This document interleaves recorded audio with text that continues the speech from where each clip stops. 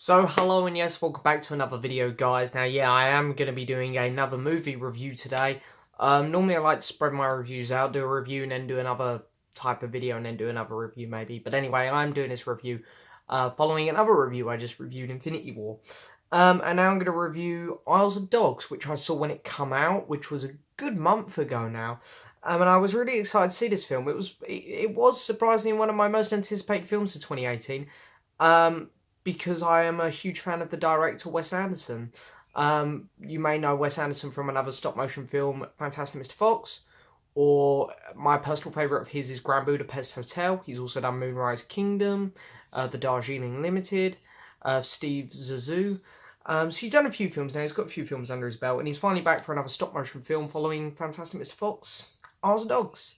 So yeah, I'm going to take a look at the story, the characters, the acting, the directing, visuals of the film, give you my little take on all of those things, as I think they're the most crucial things which go into a film. They're the things that I go into a film looking for. And then I'm going to give it a mark out of 10 like I normally do. So anyway, the story of Isles of Dogs is very unique. It's basically, and of course I will say spoilers at this point as well. I nearly always forget to say that at the start of the videos, but yes, spoilers for Isles of Dogs. So the story of the film is pretty unique. It's about in Japan, there's the president of Japan, Mayor Kobayashi. It's been a month since I've seen it. He is a cat lover, doesn't like dogs. So he fakes to the public that there's a flu going around, which is the dog's fault. And they have a trash island just outside of Japan, and they put all of the dogs from Japan on this island, including the mayor's nephew, I believe it is. His guard dog Spot's also on the island. And the story is the boy, his nephew, who is called, I do have his name here somewhere, characters, Atari. He goes to the island looking for his dog. All of the humans in this film speak Japanese. You're seeing it more from the dog's point of view. And he finds a group of alpha male dogs, and they try to help him find his dog. And then at the same time, it kind of comes full circle, and they kind of go up against the mayor. So it's a very unique story, very weird. But I really like it because there's a few twists in it. Like, right at the start, because from all the trailers, it looks like it's all going to be about him finding Spots. Straight away, you see that you believe that Spots is dead. He died. He was the first dog, landed in a cage, landed on the island, didn't know how to get out of his cage, just starved to death in his cage.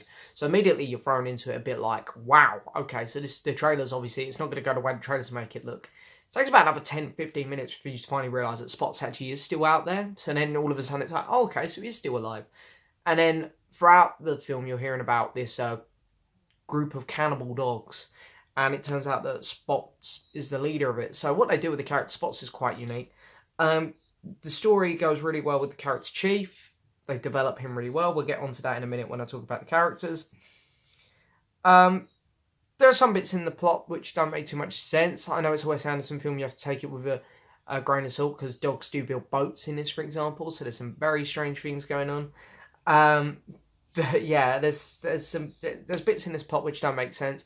But overall, the plot holds together really well. It's a very unique story, very weird. As I say, you've got to take this one with a grain of salt, really. Yeah, I like the story because it's weird and unique. The characters, normally Wes Anderson hits nail on the head with the characters. I really feel he did in Fantastic Mr. Fox and Grand Budapest Hotel. This one, not quite as much, I don't think. The best character in it is easily the main character, Chief. I understood everything he was doing, basically.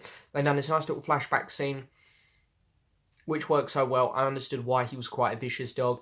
His character gets so much development. It's really good. He starts off with as this grouchy dog who's happy to chew other dogs' ears off just to get some scraps, and he likes eating scrap food. And by the end of it, he's actually... And he, at the start as well, I want to say he doesn't really like the boy, Atari. He doesn't want to help Atari. And by the end of it, he's the loyal dog. He's the one who's sticking with Atari. He's his new guard dog. He's his new best friend. So he gets a lot of development. It's really good. Atari himself, he's a fun character to follow, I think. It's a shame they didn't make him speak English because I found him a bit of a struggle at times, a bit unrelatable. Sometimes I didn't understand why he was doing certain things.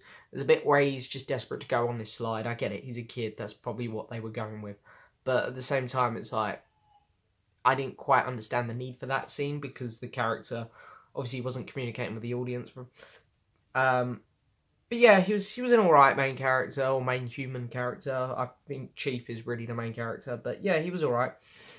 And then we got Mayor Kobayashi, who's a pretty good villain, but pretty one-dimensional. He's pretty simple. Didn't make much sense towards the end, I didn't think, where all of a sudden he become good. It was a bit like, I don't quite get why all of a sudden he's gone good. But anyway. And then the other character I'm going to talk about is Tracy Walker, who's the female girl in it. Who I would say is a very pointless character, really. She's pretty much only there to give you someone to root for when they're focusing on the humans in Japan, instead of the dogs on the Isle of Dogs. Because that's what this film does. It goes back and forth between the dogs and the humans a lot. And when you're with the humans, she's basically the one you're rooting for. Yeah, she gets pretty annoying at times as well, I'm not going to lie. The acting... well, we got Bryan Cranston, of course, voicing Chief, who does an incredible job, easily the best job here. Could feel the emotion behind his scenes, where you don't get that with a lot of the other voice actors, I'm not going to lie. Made me feel more towards his character, like when he was doing certain things, you felt more emotion towards him. Really well handled character. Bryan Cranston nailed it. And then we got Caillou Ranky, who voiced Atari, the little Japanese boy. And he did a good job for a child actor. The emotional scenes, he kind of just sounded like he was shouting, so, you know, but again, you can't be too harsh towards him because he's a child actor, but I think he's got a bright future ahead of him. Edward Norton, done a really good job, very plain, simple, like most of Wes Anderson's, gets Edward Norton to do, but he was really good. But at the end of the day, he's pretty standard. And I'm going to say the exact same thing for Bob Bowden, Bill Murray, and Jeff Goldblum. Love Bill Murray and Jeff Goldblum. I think they're fantastic actors. But again, they are pretty standard voice acting in this one. But it's not down to them. It's down to Wes Anderson, because this is how he gets his actors to act in all of his films. But it's still nice hearing Bill Murray and Jeff Goldblum, because I'm such big fans of both of them. So it's good. And then we got Greta Gerwig, who voices Tracy Walker, and again, she actually does quite a good job, I think, because her character doesn't do anything interesting, doesn't have no emotional scenes. There wasn't much for her to do. I think if her character had more to do, she would have been one of the highlights as well, like Bryan Cranston, but purely because she wasn't voicing an interesting enough character. Also, I want to say Scarlett Johansson done quite a good job in this film as well. I thought her voice acting was quite good. So, directing, this is the main attraction for this film, alongside visuals. Wes Anderson does a great job again with the character interactions. I think they really react well to each other. I like the sarcasm, I like the awkwardness. It just flows really well, and I don't know why, I have a soft spot for it. I really like his style. He keeps the story moving well, and he tells the story well, because this is a story I can imagine most directors would struggle to tell. Wes Anderson does a good job at telling it. I like how it's kind of... I liked how he made it clear that the animals and or the dogs and the humans couldn't communicate. I thought that was good. It got a tad annoying with the pacing, because it kept going back and forth from the dogs and the humans, and I get why he was doing that, because there were bits in Japan on the human side of the story that we had to see, but it took me out of the story, really, because the dog story was so much more interesting, and it was flowing a lot better, and then it go to the humans, and it'd be really bogged down and not as good. So I feel like the pacing was quite off in this one, which is a shame, because it really brought the film down, and if it wasn't for that, it'd be a really good film, I think. And in the visuals, all I can say on the visuals is it's amazing. It's a beautiful film to look at. It's incredible. It's the best looking film I've seen of 2018 so far. It's incredible. Stop motion is just a beautiful, beautiful thing. And whenever I get to see a film in stop motion, it always makes me happy, because they're just such beautiful films to look at. And I will say it's on par with his work on Fantastic Mr. Fox in terms of visuals. I like Fantastic Mr. Fox more still, because I enjoy the set pieces he used more. I like seeing the countryside and whatnot. But I do think this one was probably better, like the hairs were moving more on the characters and it looked more real. But out of 10, I'm going to give The Isle of Dogs a 7. It's a really good Wes Anderson film. It's definitely not his best, but at the same time, it's not his worst either. I probably would put it around the middle. I do prefer Fantastic Mr. Fox as a stop motion film. I find that film paced better and more enjoyable to watch. And Grand Budapest Hotel is still my favourite Wes Anderson film. But I do look forward to seeing what Wes Anderson can do next. We'll probably be waiting another couple of years for another one now, unfortunately. But anyway, I hope you enjoyed this review, guys. As always, I'm going to try and keep up to date with my reviews. The next one up should be Pacific Rim Uprising. But anyway, thank you so much for watching, guys. Please hit the subscribe button, like the video, leave a message, and I'll see you guys next time for another video.